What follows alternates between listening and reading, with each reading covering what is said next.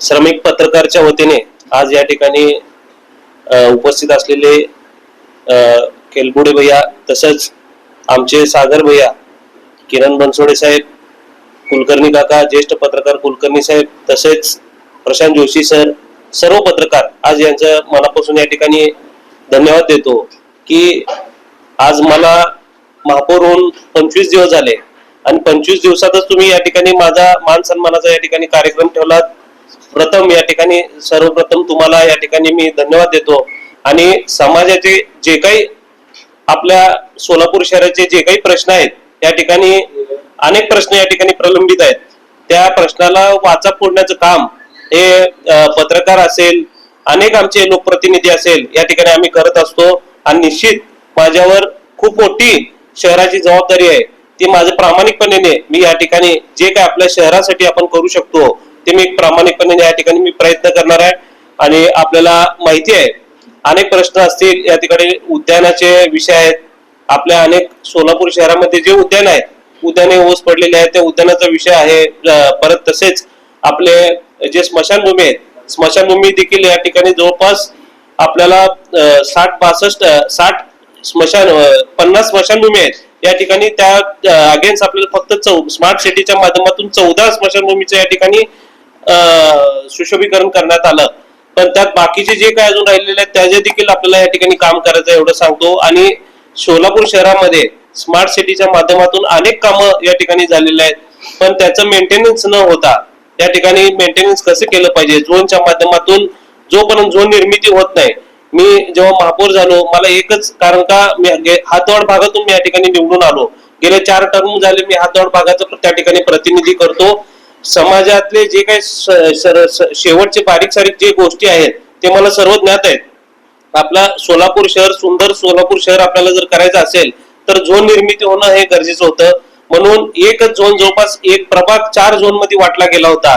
त्या ठिकाणी मी जास्त काही न बोलता कामावर भर कसं देता येईल म्हणून या ठिकाणी आम्ही झोनवर या ठिकाणी प्रेशराईज करून सोलापूर शहरातले पहिला झोन सक्षमीकरण या ठिकाणी केलं.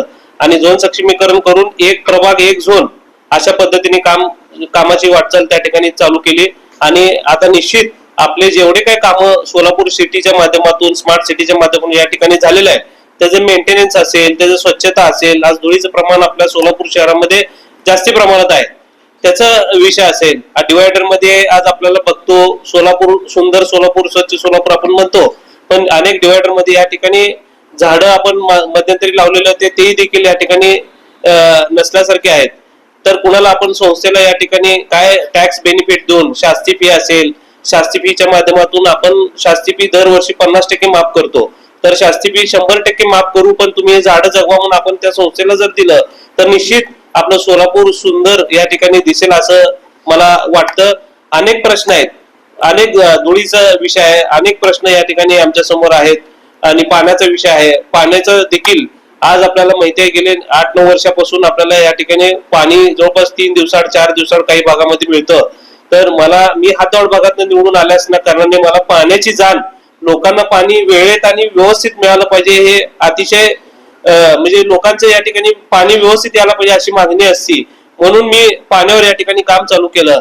आणि निश्चित माझ्या हातून जेवढं होता येईल तेवढं मी आयुक्त साहेबांना देखील या ठिकाणी बोललं की आयुक्त साहेब की गेले आपले जे पूर्वी रिटायर झालेले जे अधिकारी आहेत, जवळपास 6-7 अधिकारी आहेत, त्यांना अतिशय चांगला अनुभव आपल्याला सोलापूर शहराचा आहे. आपल्याला ह्याच्या आधी आम्ही 2 दिवसाड पाणी या ठिकाणी घेतलं होतं शहराला. त्यांना जर ते या ठिकाणी मानधनावर जर आपण नियुक्ती केली तर निश्चित ते पण या ठिकाणी वेळ द्यायला तयार आहेत. म्हटल्यानंतर आयुक्त साहेबांनी पण होकार या ठिकाणी दिला. निश्चित आता जे पाणी पुरवठ्याचे अधिकारी आहेत त्यांनी या ठिकाणी आम्ही त्यांची एक प्राथमिक बैठक घेतली. त्यांनी त्या ठिकाणी सांगितलं की आम्हाला साहेब एक आता समोर उन्हाळा आहे, आम्हाला निश्चित आपण तुम्ही जे म्हणता ते आपण सर्व तुमची जर मागणी असेल तर आपण प्रॅक्टिकली करून बघू, पण आम्हाला थोडस वेळ हवाय. कारण का आता उन्हाळा असल्या कारणाने लगेच जर आपण काय करायला गेलो तर लोकांचा अजून जरा रोष त्या ठिकाणी येईल असं ते म्हणत होते. पण निदान 3 दिवसाआड तर पाणी या ठिकाणी सोलापूर शहराला केलं पाहिजे, 3 दिवसाआड किंवा 2 दिवसाआड अशी आमची मागणी होती. बरं म्हणले, ते ऐकून घेतले. जागेवर आपण व्हिजिट करून सर्व जुन्या अधिकाऱ्यांना घेऊन जाऊन अजून तिथं काय करता येईल आपण त्या ठिकाणी करायचं ठरवलं. स्मार्ट सिटीच्या माध्यमातून अनेक या ठिकाणी कामं झाले, स्टेडियमचं या ठिकाणी आपले कामं झाले. सोलापूर शहरात आता आपण म्हणतो ते कॉम्पॅक्ट मशीन धूळ मशीन जी आपण घेतलेली त्या ठिकाणी आधी 70 किलोमीटर मशीन चालायची, त्याच्यानंतर कालांतराने 30 किलोमीटर या ठिकाणी ते एका एजन्सीला देण्यात आलं. तर आपण जास्तीत जास्त त्या ठिकाणी रूट वाढवून आपल्या सोलापूर शहरातले जे डस्ट आहे, मेन रोडला जे डस्ट आहे ते कसं कमी करता येईल ह्याच्यावर आमचं भर राहणार आहे. आणि निश्चित अनेक सूचना मी पत्रकार बांधवांना पण मी विनंती करतो की तुमचे जे काय अजून अनेक सूचना जे असतील, कारण का तुम्ही समाजाच्या कानाकोपऱ्यामध्ये तुम्ही समाजाचे जे विषय आहेत त्याला वाचा फोडण्याचं काम आपण करत असता. तर जे काय अजून काय प्रलंबित विषय असतील तुम्ही आम्हाला सांगावे, आम्हाला मदत करावी. आम्ही निश्चित एक प्रामाणिकपणे या ठिकाणी आमच्या तर परीने आम्ही करणारच आहोत. पत्रकारांचे जे विषय असे विषय असतात की ते महत्वाचे विषय असतात, ते देखील आपले जेवढे काही विषय असतील आम्ही निश्चित या ठिकाणी सोलापूरच्या सुशोभीकरण, सोलापूरच्या सौंदर्यावर भर करण्यासाठी आम्ही या ठिकाणी निश्चित एक प्रामाणिकपणे काम करू. मला माहिती आहे महापौर म्हणजे सोलापूर शहराची अतिशय एकदम जबाबदारी या ठिकाणी माझ्यावर आहे महापौरची. तर हे निश्चित आम्ही या प्रॅक्टिकली जागेवर जाऊन प्रत्येक गोष्ट त्यात अकाउंट ऑफिस असेल, चीफ ऑडिट असेल, आपलं महापालिकेतले जेवढे काय अधिकारी असेल त्यांना सोबत घेऊन जागेवर स्पॉट व्हिजिट करून सगळे विषय मार्गी लावायचे या ठिकाणी आम्ही प्रयत्न करणार आहे.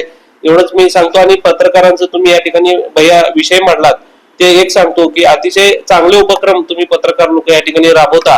आणि मेडिक्लेमचा विषय असेल, गृहनिर्माणचा जर विषय आहे तो जर माझ्या कार्यकाळात झाला मला निश्चित या ठिकाणी खूप आनंद होणार आहे. आणि माझ्या हातून जे शासन दरबारी राजकारण न करता समाज त्याच्यामध्ये राजकारण कुठलंही न करता फक्त एक समाज कार्य म्हणून जे काय माझ्या हातून करता येईल मी निश्चित या ठिकाणी राज्यस्तरीयच्या लेवलला मी या ठिकाणी पाठपुरावा करून आपलं गृहनिर्माणचा जो विषय आहे त्या ठिकाणी मी सोडवण्याचा निश्चित या ठिकाणी प्रयत्न करणार.